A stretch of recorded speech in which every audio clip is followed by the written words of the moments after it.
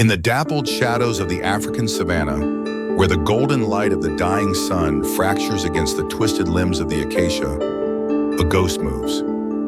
It is a presence more than a creature, a fluid ripple of rosette-patterned silk slipping through the tall grass without a whisper, a master of the invisible arts claiming dominion over the twilight. This is the leopard, the prince of stealth, the silent assassin of the bushveld, solitary, elusive, and profoundly beautiful. A predator designed by millions of years of evolution to be the perfect killing machine in a world where a single mistake means starvation. Unlike the lion who rules by pride and roar, announcing his presence to the trembling earth, the leopard is a secret kept by the trees, a phantom that exists in the periphery of vision, there and then gone. A flicker of gold and black that leaves only the heavy silence of fear in its wake. He moves with a liquid grace, each paw placement deliberate, sensory pads reading the texture of the earth, the dry crunch of leaves, the snap of a twig, avoiding them all with a supernatural awareness. His coat, a masterpiece of camouflage, mirrors the play of light and shadow in the undergrowths, the rosettes breaking up his outline until he is nothing but a part of the landscape itself, a patch of shade that breathes. He is a creature of the margins, inhabiting the spaces between the open plains and the dense thickets, a climber without equal who treats the high branches as his throne room. Here, 30 feet above the ground, draped over a sturdy limb, he is safe from the harassment of hyenas and the brute force of lions. Here he can rest, his long tail twitching like a pendulum, amber eyes scanning the horizon with a gaze that misses nothing, a gaze that burns with a cold, calculating intelligence. The leopard's life is a solitary pilgrimage, a constant navigation of territories marked by scent and claw, a silent war of borders invisible to the human eye, but screamingly loud to the olfactory senses of the wild. He is a nomad of the shadows, patrolling a range that can span dozens of square kilometers, leaving his mark on tree trunks, a warning to rivals that this ghost has a name and a domain. But tonight he is not patrolling, he is hunting.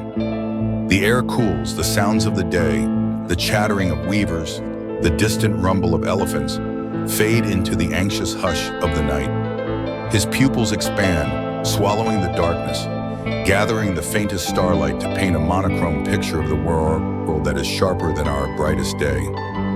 His whiskers, sensitive vibrissae, fan out, detecting the subtlest shifts in air currents, the microscopic turbulence caused by the breath of prey.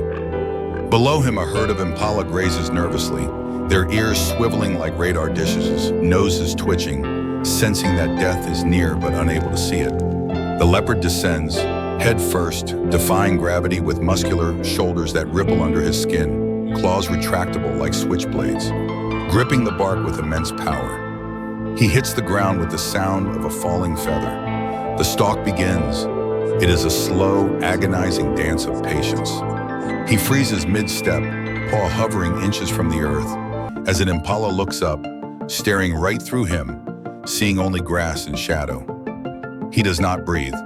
His heart rate slows, a physiological marvel of control, suppressing the very instinct to live in order to take a life. The impala lowers its head.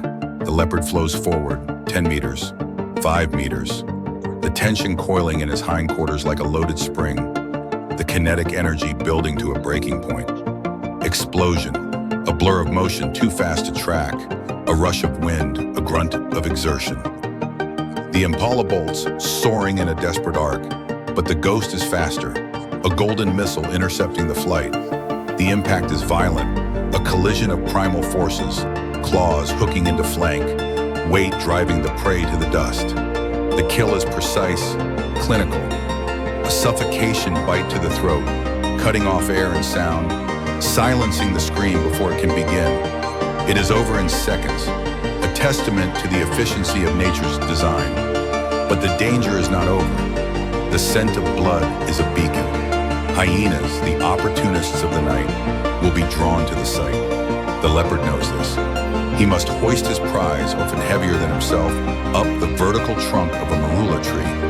With a grunt that vibrates through his chest, he engages muscles of steel, jaws clamped shut, dragging the carcass up into the sanctuary of the leaves, a feat of strength that defies physics, securing his meal in the larder of the canopy. There, panting, chest heaving, he begins to feed, the master of his world, looking down at the scavengers gathering below, the cackling laughter of hyenas ringing out in frustration. He is the leopard, the survivor, the silent watcher, the embodiment of the wild's beautiful, brutal, and enduring mystery, a legend written in spots and silence, forever walking the fine line between the visible and the unseen. A ghost story told by the wind in the African night. He licks a paw, cleans his face, and closes his eyes, one ear still swiveling, listening to the heartbeat of the continent, a heartbeat that is, in many ways, his own.